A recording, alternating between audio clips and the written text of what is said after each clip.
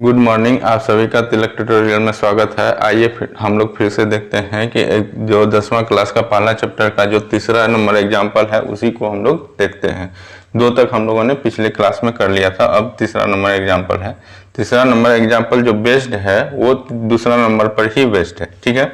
वहाँ पर सिर्फ 2q और 2q+1 पर दिया था, यहाँ पर 4q+1 और 4q+3। ये क्योंकि ये आपको बोल रहा है कि पॉजिटिव ऑड इंटीजर बोल रहा है, पॉजिटिव ऑड इंटीजर। यहाँ पर ऑड छूट गया है, ऑड इंटीजर होना चाहिए, ठीक है। यहाँ पर धनात्मक विषम पूर्णांक के बारे में बोल रहा है, ठीक है। तो यहाँ पर बोल रहा है कि so that any positive odd integer is of the form 4q+1 and 4q+3 where q is some integer. q जो है कोई सम इंटीजर है। तो यहाँ पर पॉजिटिव ऑड इंटीजर के बारे में बोल रहा है, ऑड इंटीजर, ठीक है। पहले देखिए पॉजिटिव है, यहाँ पर पॉजिटिव है, ठीक है। और यहाँ पर हिंदी में देखिए कि ये धनात्मक दिया है, धनात्मक पूर्णांक, ठीक है। तो जब धनात्मक पूर्णांक के बारे में हम लोग चर्चा करते हैं तो धनात्मक पूर्णांक कहाँ से शुरू होता है, वहां आपका 1 2 3 से शुरू होता है, ठीक है, पॉजिटिव की तरफ। तो धनात्मक या पॉजिटिव, ठीक है, इंटीजर जो होता है कहाँ से शुरू होता है, 1 2 3 4 5, इसी तरह से ये चलते जाता है, ठीक है। तो ये जो है इधर बढ़ते जा रहा है, तो ये धनात्मक पॉजिटिव नंबर हो गया। अब इसी में आप देखिए कि यहाँ पर 4q+1 दिया है, 4q+3 दिया है, ठीक है। 4q+1 4q+3। तो यहाँ देखिए किसी भी संख्या में अगर सम संख्या से किसी भी सम संख्या से अगर गुणा कर दिया जाए तो वो सम संख्या बन जाता है, इतना तो पता है, ठीक है। अगर इसी में यहाँ पर देखिए कि इसमें कुछ सम संख्या है, कुछ विषम संख्या है, ठीक है। तो ये हो गया विषम संख्या, ये सब हो गया क्या, विषम संख्या। अगर इसी में कोई भी सम संख्या से गुणा कीजिए, चाहे 2 से गुणा कीजिए या 4 से गुणा, यहाँ पर देखिए कि 2 से गुणा करते हैं, तो 2 से गुणा अगर करते हैं तो 2 से गुणा करेंगे तो 1 का क्या हो जाएगा 2, 3 का क्या हो जाएगा 6 और 5 का क्या हो जाएगा 10। 2 6 10 क्या है, ये सम संख्या है। अगर मान लीजिए इसी में 4 से गुणा कर देते हैं, तो क्या होगा, 4 हो जाएगा, 4 तिया 12 हो जाएगा, 5 तिया 5 का 20 हो जाएगा। 4 12 20 क्या है, सम संख्या है, ठीक है। अब देखिए कि इसी में अगर एक जोड़ दिया जाए, एक जोड़ देते हैं, तो ये क्या हो जाएगा, अब बताइए। अब इस 4 में इतना में अगर एक जोड़ दें तो किसी भी सम संख्या में अगर एक जोड़ दिया जाता है तो वो विषम संख्या में चेंज हो जाता है, तो ठीक है। तो एक जोड़ देते हैं तो ये हो गया 5, ये हो गया 13 और ये हो गया 21, ठीक है। तो ये सब क्या, कौन सी संख्या है, ये जो 5 13 और 21 है, ये कौन सी संख्या है, विषम संख्या है। तो यही चीज तो यहाँ पर बोल रहा है कि 4 से 4q, मतलब q का मतलब क्या है, कोई इंटीजर है, तो कुछ सभी तो इंटीजर यहाँ पर लिए हैं, कोई इंटीजर है। अब उसमें 4 से गुणा किया है, ठीक है, 4 से गुणा किया, तो 4 से हम पहले गुणा किए, तो 4 से गुणा किया तो क्या निकला, 4 12 और 20 निकला, जो कि सम संख्या है। और सम में अगर एक जोड़ देते हैं, तो क्या निकल गया, विषम संख्या। अब फिर से अगर उसी सम संख्या में 3 जोड़ दें, 1 जोड़िए, 3 जोड़िए या 5 जोड़िए, ठीक है। अगर कोई भी विषम संख्या अगर जोड़ देते हैं किसी सम संख्या में तो वो विषम संख्या ही होगा, ठीक है। तो इतना तक समझ गए कि किसी भी सम संख्या में, जैसे यहाँ मान लीजिए कि 4 12 और 20 था, 4 12 और 20 निकला था 4 से गुणा करने के बाद में, अगर इसमें हम 3 जोड़ देते हैं, 3 अगर जोड़ देते हैं तो ये देखिए 7 निकला, 15 निकला और ये 23 निकला। तो ये सब क्या है, ये सब संख्या क्या है, विषम संख्या है। तो 4q ये क्या दे रहा है, 4q+3 और यहाँ पर हो रहा है 4q+1। ये चीज तो है, ये चीज तो बोल रहा है यहाँ पर करने के लिए। तो इसको हम लोग फिर से 2 तरीके से यहाँ पर समझेंगे, ठीक है। जिस तरह से हम लोग जो इसमें समझे थे दूसरा नंबर एग्जाम्पल में 2 मेथड से, उसी तरह से यहाँ पर भी 2 मेथड से समझेंगे। यहाँ तक समझ में आ गया कि किसी भी सम संख्या में या किसी भी इंटीजर में अगर सम संख्या से गुणा किया जाए तो वो सम संख्या में बदल जाता है, और उसमें अगर कोई भी विषम संख्या जोड़ दिया जाए तो वो विषम संख्या में चेंज हो जाता है, ठीक है। इतना तक याद रहेगा। अब आइए उसी कॉन्सेप्ट का हम लोग यहाँ पर यूज करते हैं, ठीक है। तो q को कोई इंटीजर है तो q को मान लेते हैं यहाँ सॉल्यूशन या हल, ठीक है। सॉल्यूशन हो जाएगा क्या,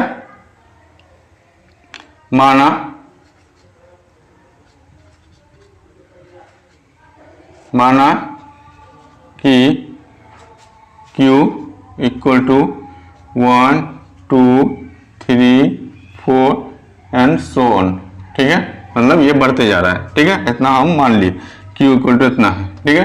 क्या कि Q तो बोल ही रहा है कि Q क्या है, एक पूर्णांक है, Q इज सम इंटीजर, ठीक है। यहाँ बोल रहा है तो इसीलिए हम लोग ले लिए कोई इंटीजर है, ठीक है। Q एक पूर्णांक है, ठीक है। अब Q को यहाँ पर लिखते हैं 4Q प्लस 1 के फॉर्म में। तो 4Q प्लस 1 एक कॉलम बनाते हैं और एक बनाते हैं 4Q प्लस 3 के फॉर्म में बनाते हैं, ठीक है। तो यहाँ पर जब लिखिए या व्हेन लिखिए, व्हेन, ठीक है। व्हेन Q इक्वल टू 1, ठीक है। When Q equal to 2, when Q equal to 3 और व्हेन Q इक्वल टू 4, ठीक है। जब Q इक्वल टू 1 है तो 4Q 4 इंटू 1, ठीक है। अब प्लस 1 है तो कितना हो जाएगा, 4 एकम 4 1 5, ठीक है। अब यहाँ पर देखिए 2 है तो 4 गुना Q के जगह में 2 दे देंगे प्लस 1, ठीक है। तो 4 दूनी 8 1 9 हो गया। फिर यहाँ पर 4 तो है ये है, Q की जगह पर 3 दे देंगे प्लस 1 तो है प्लस 1 में, तो 4 तिया 12 1 13। फिर 4 है तो 4 गुना 4 प्लस 1 इक्वल टू क्या हो जाएगा, 4 चौके 16 1 17, ठीक है। यहां से हमको क्या पता चल रहा है, यहां पर देखिए तो ये सब संख्या क्या है, ये सभी के सभी संख्या क्या है, ये जो है यहां से हमको क्या पता चला कि ये सभी के सभी विषम संख्या है, ठीक है।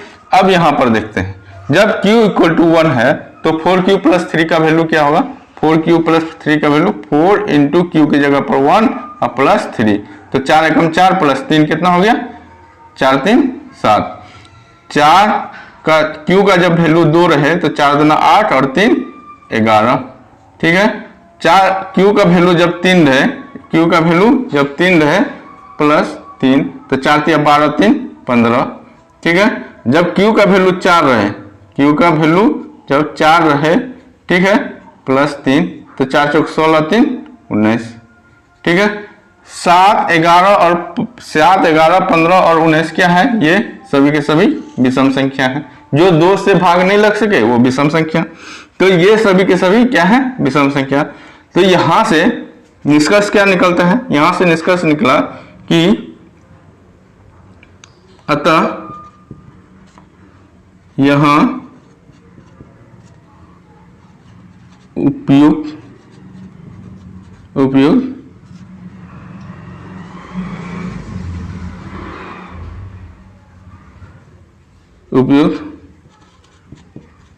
कॉलम से निष्कर्ष निकलता है कि 4Q प्लस 1 घनात्मक विषम संख्या है, ठीक है। यहां पर भी वही सेम चीज लिखेंगे, अतः उपर्युक्त कॉलम से निष्कर्ष निकलता है कि 4Q प्लस 3 क्या है, 4Q प्लस 3 घनात्मक विषम पूर्णांक है, ठीक है। यहाँ पर और इसी तरह से हम लोग इंग्लिश में भी लिख लेंगे कि कंक्लूजन में लिखेंगे कि इंग्लिश में क्या लिखेंगे, hence from the above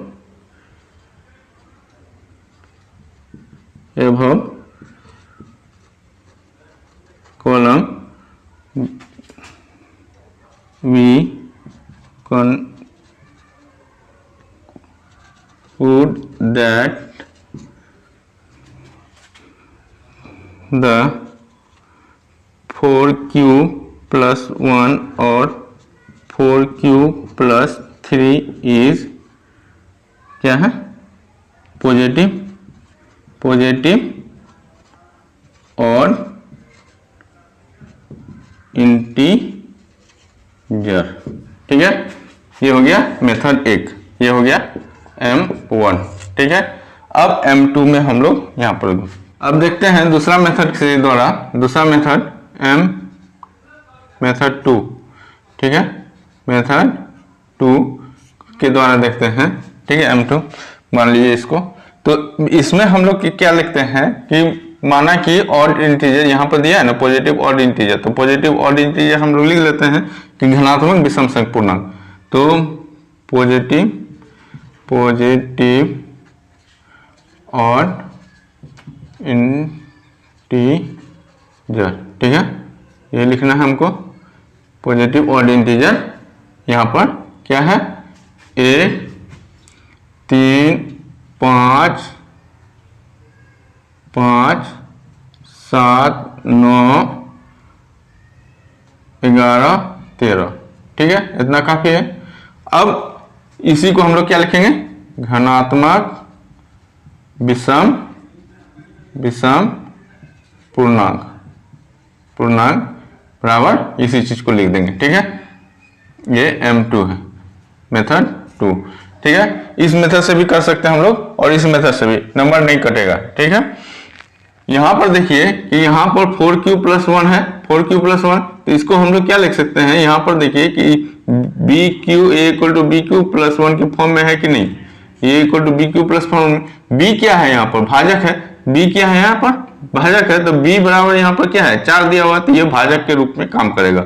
ये भाजक है मतलब डिविजर के रूप में, B डिविजर है तो डिविजर के रूप में काम करेगा। ठीक है, तो अब उसी चीज को हम लोग यहाँ पर लिखते हैं। ठीक है, तो हम लोग लिखते हैं क्या कि 1 में 4 से भागा देते हैं, 1 में 4 से भागा देंगे, 4 से भागा देते हैं, तो ये 0 1 4 को जब 3 में भागा देते हैं तो 0 0 3 हो गया। 4 को जब 5 में भागा देते हैं तो क्या हो जाता है, एक बार लगता है 1। 4 को जब 7 में भागा देते हैं तो क्या होगा, 4 एकम 4 3। ठीक है, 4 को जब 9 में भागा देते हैं तो हो गया 4 एकम 4, ये हो गया 4 दूनी 8, 2 बार 1। और जब 4 को 11 में भागा देते हैं तो 4 दूनी 8 3। 4 को जब 13 में भागा देते हैं तो 4 तिया 12 1। और 4 को जब 15 में भागा देते हैं तो 4 तिया 12 3। ठीक है, यही आया। तो अब देखिए यहाँ पर 1 3 1 3 1 3 1 3 करके आ रहा है, तो वही चीज तो यहाँ पर है। एक शेषफल में क्या है, 1 और 3, 1 और 3 के रूप में दिया है, तो शेषफल में भी 1 3 करके आ रहा है। तो 1 वाला को हम लोग एक जगह लिख लेते हैं, 3 वाला को एक जगह लिख लेंगे ताकि प्रूव करने में आसानी हो। तो हम लोग क्या जानते हैं, हम लोग जानते हैं कि यूक्लिड विभाजन एल्गोरिथम जो है उसका हम लोग क्या जानते हैं कि dividend equal to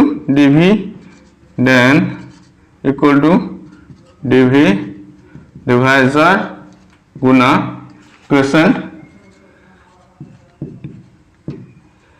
quotient plus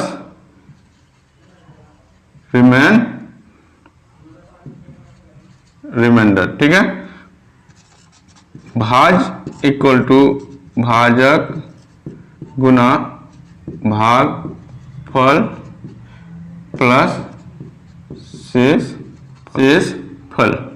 ठीक है, शेषफल हो गया।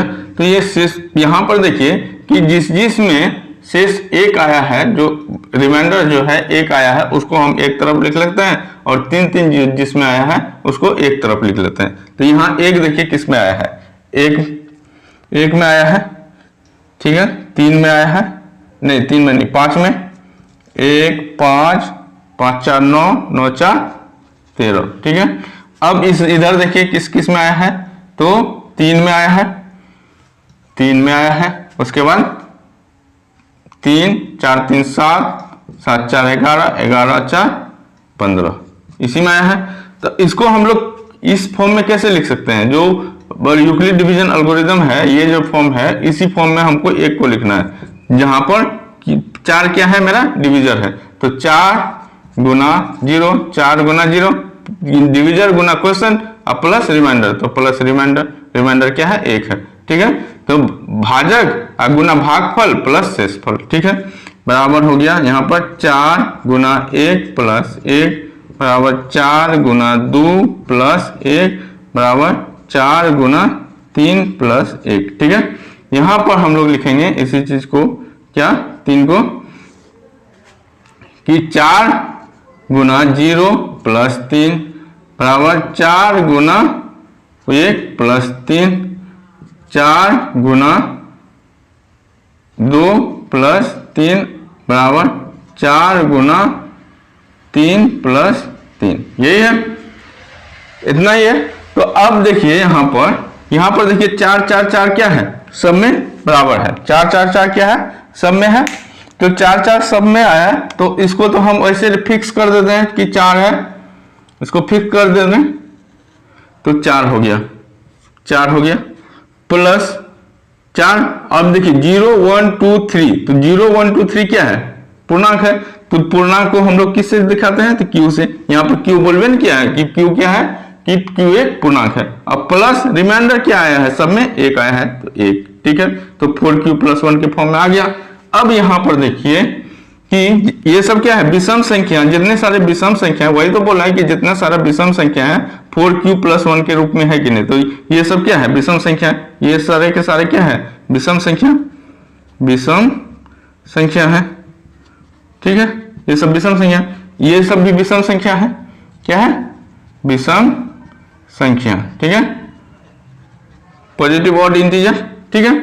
तो ये जो है यहां पर देखिए 4 तो सब में समान है, 4 क्या है, समान है सब में, ठीक है, तो 4 को फिक्स कर देते हैं। 0 1 2 3 क्या है, पूर्णांक है, तो क्यू कर देते हैं, इसके बदले में क्यू कर दिए, क्या कि ये सब में बदलते रहा है, यहां पर भी बदल रहा है, इसीलिए क्यू दे दिए, ठीक है, ये वेरिएबल दे दिए कि क्यू का वैल्यू कुछ भी हो सकता है, प्लस ये फिक्स है 3 3 3 3 रिमाइंडर आया तो 3 कर दिए, जो फिक्स है उसको सेम रख दिए, तो 3 3 3 3 फिक्स है, 4 4 4 4 4 फिक्स है तो 4 दे दिए, यहाँ पर भी 1 1 1 फिक्स है तो 1 दे दिए, और 4 4 4 4 फिक्स है तो ये दे दिए, 4 दे दिए, और जो फिक्स नहीं है उसके बदले में क्यू दे दिए, क्योंकि क्यू एक पूर्णांक है, कुछ भी हो सकता है, ठीक है। तो यहाँ पर हम लोग क्या निकालेंगे, निष्कर्ष क्या निकालेंगे, निष्कर्ष यही निकालेंगे कि जो उपयुक्त ये जो है कॉलम के आधार पर, उपयुक्त कथनों के आधार पर हम लोग बोल सकते हैं कि जो पॉजिटिव इंटीजर है,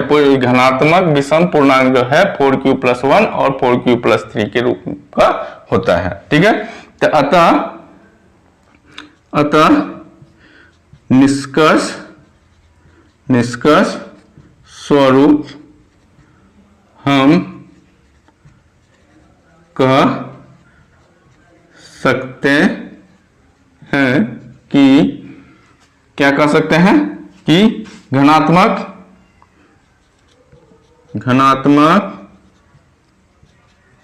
विषम पूर्णांक 4q + 1 और या किसके फॉर्म में 4q + 3 के रूप का हो सकता है, ठीक है, ये चीज तो है, ये चीज तो बोल रहा है करने के लिए, यहां पर हम लोग लिख देते हैं कि हेंस यहां पर जगह नहीं है, ये तो इसी के नीचे लिखना था, तो यहां पर हम लिख देते हैं hence from the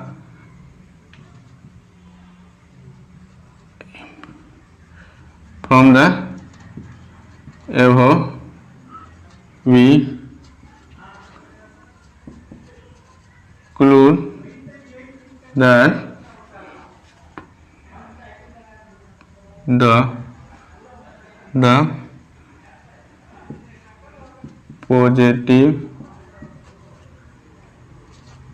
odd integer is in the form of 4q plus 1 और 4q plus 3। ठीक है, ये लिख देंगे।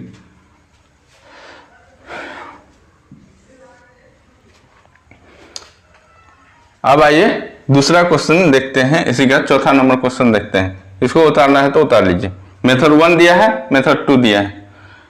और एक बात, अगर आप लोग को मेरा वीडियो अच्छा लग रहा है तो आप लोग मेरे चैनल को लाइक, शेयर और सब्सक्राइब कीजिए और अपने दोस्तों से भी शेयर कीजिए। और जब सब्सक्राइब कीजिएगा तो बेल आइकन को जरूर दबा दीजिए ताकि इस तरह का वीडियो आने पर आपको नोटिफिकेशन पहले मिल जाए।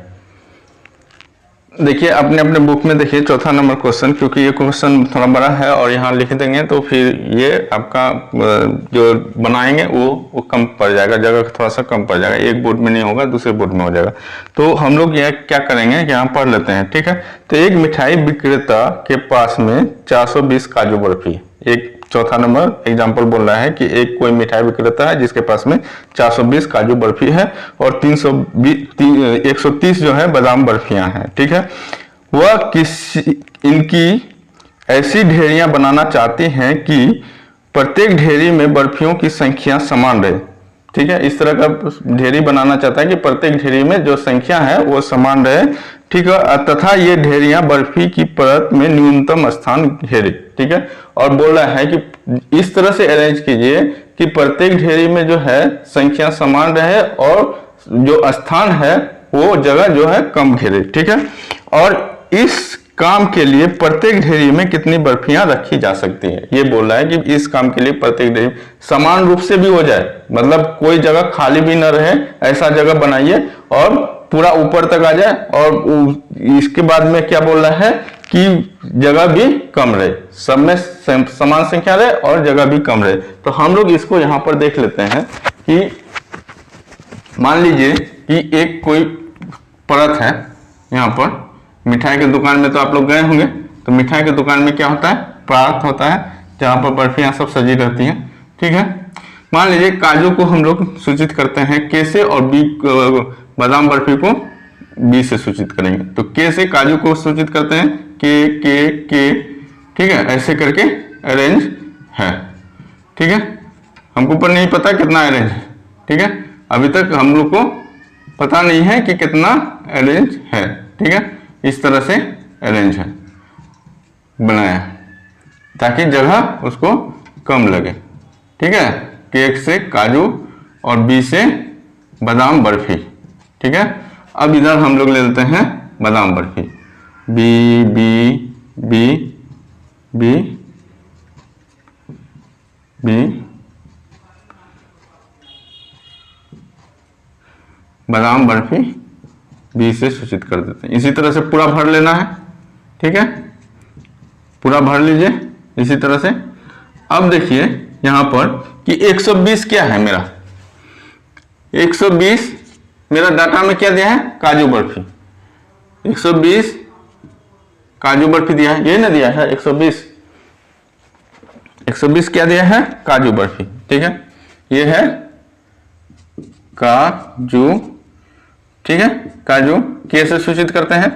ठीक है, अब और 130 क्या है, बादाम का, BADAM बादाम बर्फी है। ठीक है, इसको बी से सूचित करते हैं। चलिए अब यहां पर ये जो है 120 दिया हुआ, तो अब देखिए यहां पर कि यहां पर समान संख्या में काजू बर्फी जितना है उतना ही बादाम यहां पर बर्फी भी होगा, क्योंकि यहां जो अरेंज किया गया है समान संख्या में अरेंज किया गया है। यहां पर बोल भी रहा है कि क्वेश्चन क्या बोल रहा है कि ढेरियां बनाना चाहते हैं कि प्रत्येक ढेरियों में बर्फियों की संख्या समान रहे। तो प्रत्येक ढेरी में बर्फी की संख्या प्रत्येक ढेरी जितना भी ढेरी बन रहा है प्रत्येक ढेरी में बर्फी की संख्या जो है इसके ऊपर में जो है समान रहे। तो हम पहले सबसे निचला वाला परत कर लेते हैं। तो इधर मान लीजिए कि ये ए है, मान लीजिए कि ये ए है और एक बड़ा सा प्लेट है जिसमें सारे के सारे काजू और ये अट चुके हैं, ठीक है। तो अब मान लीजिए कि ये ए है, यहां से लेके यहां तक ए है और यहां से लेके यहां तक ए नंबर ऑफ काजू बर्फी अट चुका है और यहां से यहां तक जो है बी नंबर ऑफ काजू बर्फी है, ठीक है, बी नंबर ऑफ काजू बर्फी है। तो हम टोटल नंबर ऑफ काजू बर्फी कितना हो जाएगा, तो ए इंटू बी, ठीक है, ए इंटू बी। अब देखिए कि यहाँ पर B B B B B करके अरेंज है, तो ये जो बी बी करके अरेंज है मतलब बादाम बर्फी जो हम लोग अरेंज किए हैं यहाँ पर, तो बादाम बर्फी भी तो उतना ही नंबर रहेगा इस तरह से, इस तरह में जो अरेंज होगा कॉलम में जो अरेंज होगा वो उतना ही नंबर होगा, मतलब ए ही रहेगा। और इधर हम मान लेते हैं ये सी है, यहाँ से यहाँ तक सी है, इतना लाइनिंग जो है यहाँ पर लाइनिंग 1 2 3 4 ऐसे करके होगा ना, यहाँ पर आया ना 1 2 3 4 5 6 ऐसे करके जो अरेंज होगा, इसी तरह से यहाँ पर भी तो अरेंज होगा। तो इसको मान लेते हैं सी है, हमको पता नहीं कितना है, ठीक है, अभी पता नहीं है कि कितना है, तो इसको सी मान लेते हैं। तो इसको हम लोग क्या लिखेंगे, ए बादाम के लिए क्या लिखेंगे, बादाम बर्फी कितना है ए इंटू सी, तो ए इंटू सी, ठीक है। अब देखिए इन दोनों में कोई कॉमन आ रहा है, इन दोनों में क्या क्या क्या कॉमन आया, तो इन दोनों में आपको पता चल रहा है कि यहाँ पर ए कॉमन है।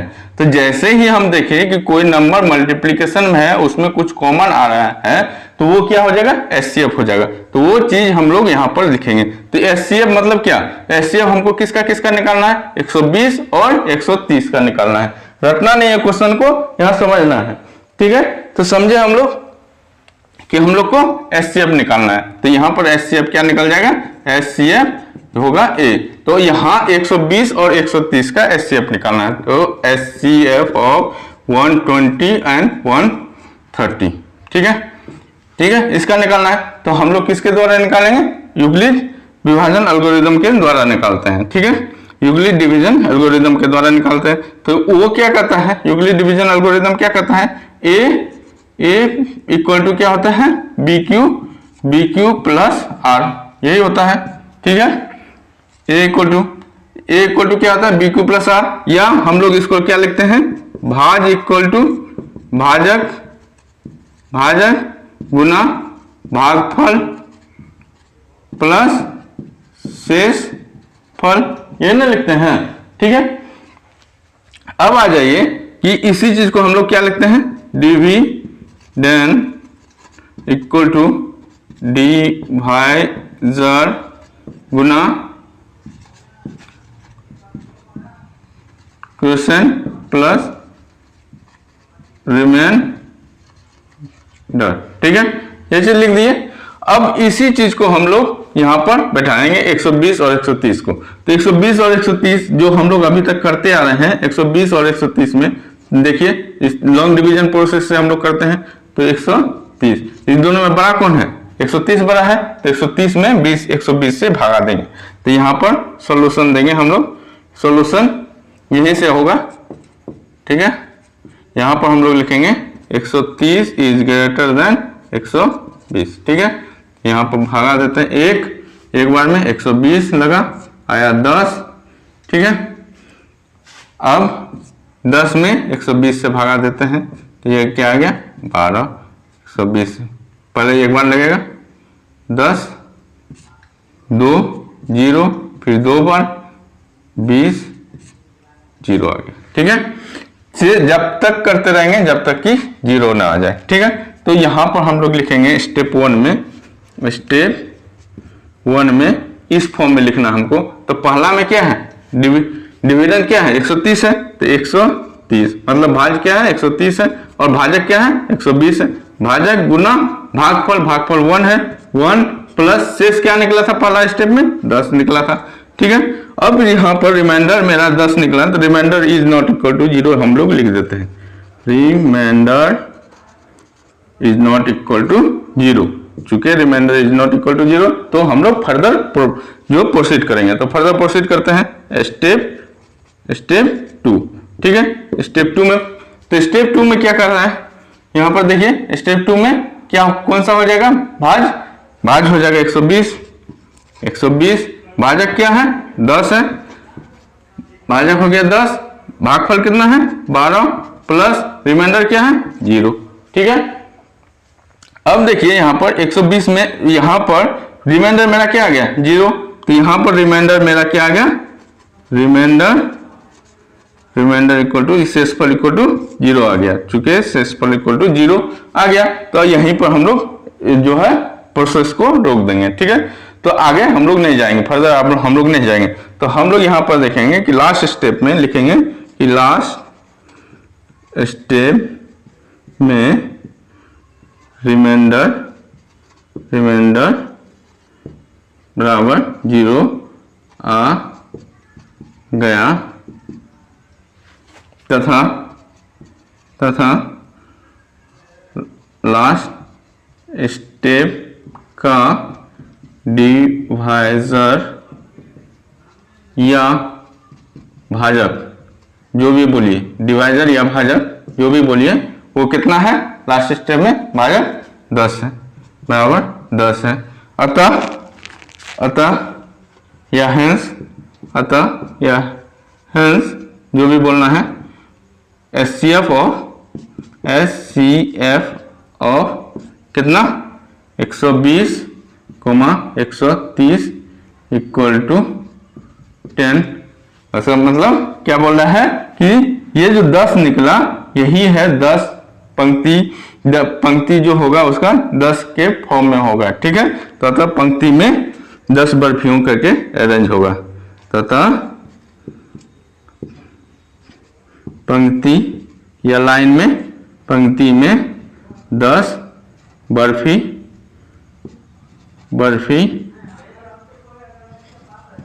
करके अरेंज होगा। ठीक है, इस तरह से हम लोग लिख देंगे। समझ में आ गया? उतारना है तो उतार लीजिए। और आप लोग को मेरा वीडियो समझ में आ रहा है तो लाइक शेयर और सब्सक्राइब कीजिए और अपने दोस्तों को भी बोलिए। और सब्सक्राइब करने के बाद में बेल आइकन आएगा, बेल आइकन को जरूर दबा दीजिए। Thank you.